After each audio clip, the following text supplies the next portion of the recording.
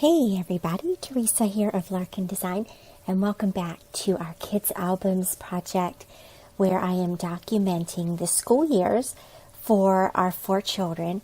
Today I'm going to be working with the Maggie Holmes Fresh Bouquet collection from Crate Paper, and I'm showing you here, I'll also show you some other photos of some tags that I made.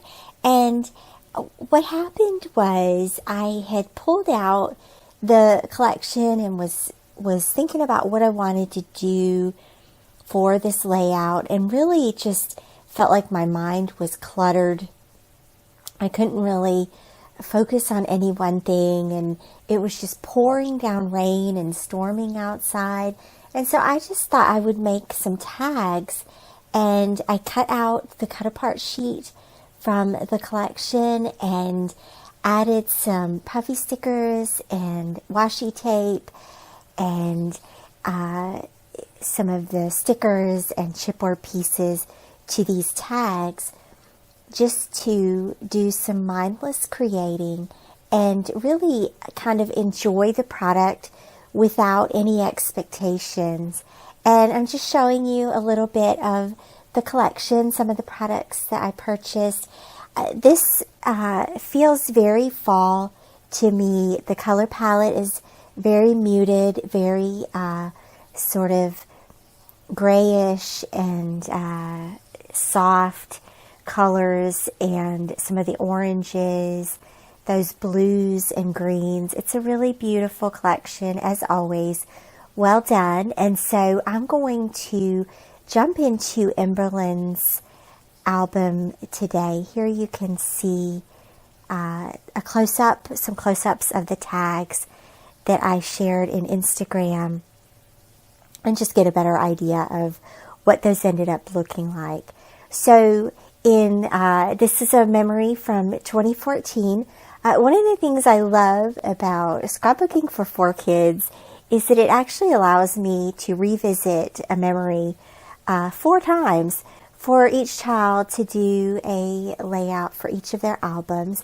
I do believe in creating albums for each child so that they can be the star of their own album, and then those will be what they take with them. So my idea moving forward now is to use this little yellow grid kind of paper. It's like a hand-drawn grid, and that will be the background. And then I'm going to just create, or I'm going to adhere these tags around the photo. It's sort of like a grid, but not quite. And so I thought what I could do is fill in, like I have the photo there on the lower kind of lower left quadrant of the page, and then fill in those tags. And then where there's still space, where they just don't quite line up, I can add some other embellishments, puffy stickers or chipboard pieces around to create this sort of visual tag fest here. And so I'm just sort of planning it out right now and sort of gathering the plan. This is preliminary. I'm not married to this. I don't have to stick everything down exactly like this, but I did take a picture of it just so that I would be able to sort of remember, and so you can see that on my phone there. And so I'm going to get started here on the actual layout 4 minutes in. Sometimes that's how it goes, just to get started on a layout. But then once you have your plan, now it's just a matter of adhering everything down and filling in the spaces wherever I feel like they need to be filled into.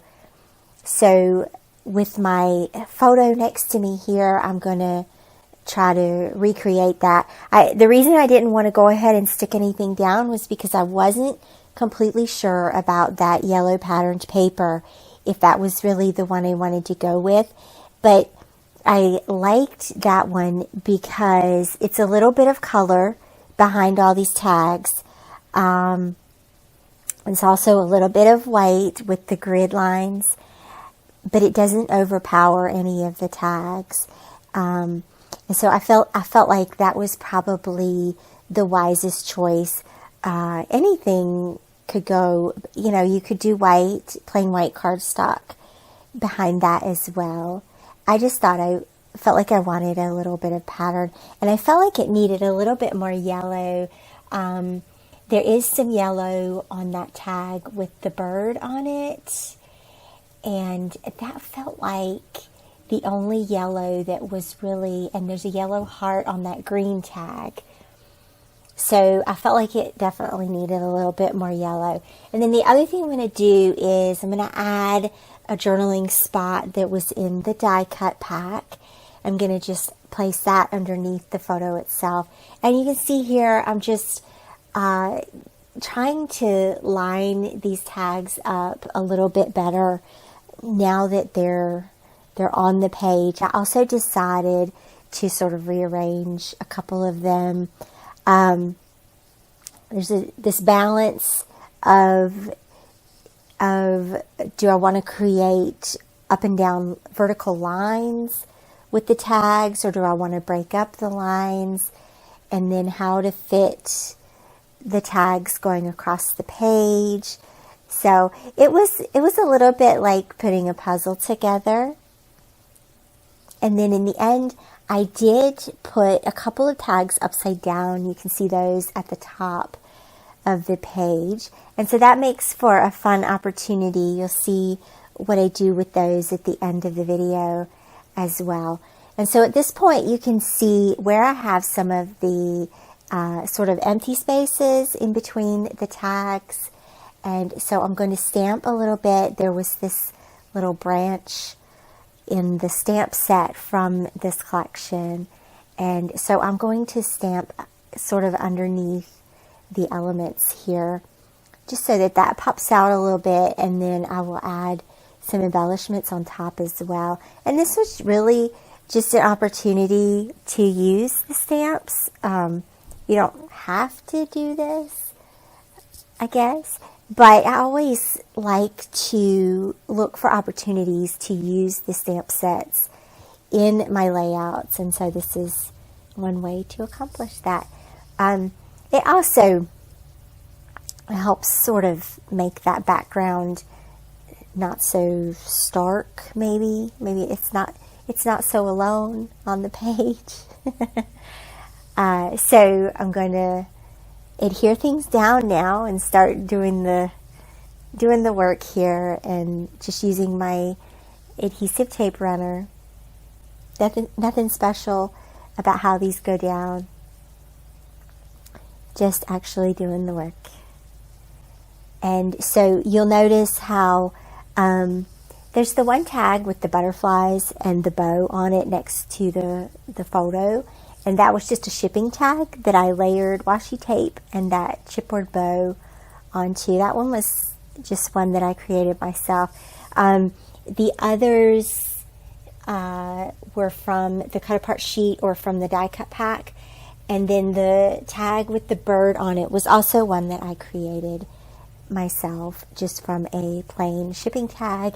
And that one has a bit of washi tape across the bottom, a word strip, the bird, and then a couple of little flower stickers. And so that was fun. That was fun just to create those tags with no expectations. I didn't really know or didn't really have in my mind what I was going to do exactly with these tags. I knew they would probably go on a layout somehow, but they would also be fun in a mini album or as a little flip book for a little gift if you wanted to do something like that. So just some fun ideas. And then here I'm going to trim off all of the edges here from those tags. And you can see now the layout taking shape. I'm really happy with it here at this point. There's so much to take in. It's so much fun. Usually I like to share like what are the design principles, and I really let go of design principles for this layout. So I can't really say, oh, here's the visual triangle, or here's how I use line. None of that today. This is just strictly a fun page with no rules, just some fun tags that I created. So underneath the photo itself, I added, this was to link, I wanted to link the journaling with the photo itself. So I added at the bottom of the photo a little word strip, the little label that you can see there, and then this little butterfly. And I'm going to pop the butterfly up with some foam tape as well. And I felt like that helped bring those two together. Here's where I want you to look. This reads as the largest thing on the page together, the photo and the journaling together. And then I stamped my date underneath that little bunny. Isn't she cute? The little bunny is so adorable. And then I'm going to write my journaling here. And so there's just something like so magical about those little orange orbs. You know, we would take the kids every year and they just loved it. They just loved hanging out at the pumpkin patch. I loved taking photos. I feel like the fall lighting is amazing. Just so much fun, and they were so happy about being there. Those were just some of our best memories. I'm going to add a title here, and so I really liked these alphabets. There's a combination of, they're all hand drawn, but some of them are more like cursive, stylized, and some of them are more just lines. So I used most of the ones that were cursive here, and I'm just writing out Hello Pumpkin.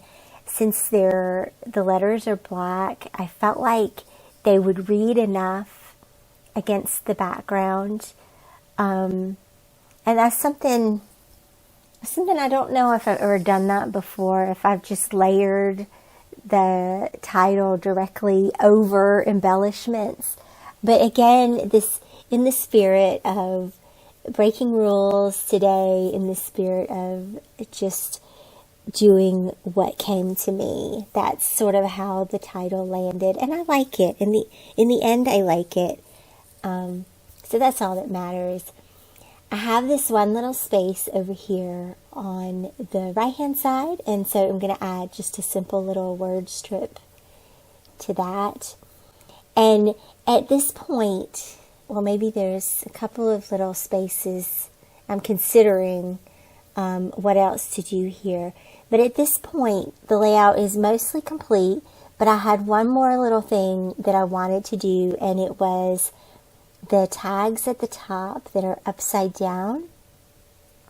All the tags are punched, and so I went to grab some of my white twine, and so the tags that are vertical next to, or that are upside down next to a right side up tag, I'm going to tie those together with the bit of twine. And so I went to grab my twine there, and it's just plain white, probably like from Staples or something, or from the craft store. And so I'm going to just tie a little bow here.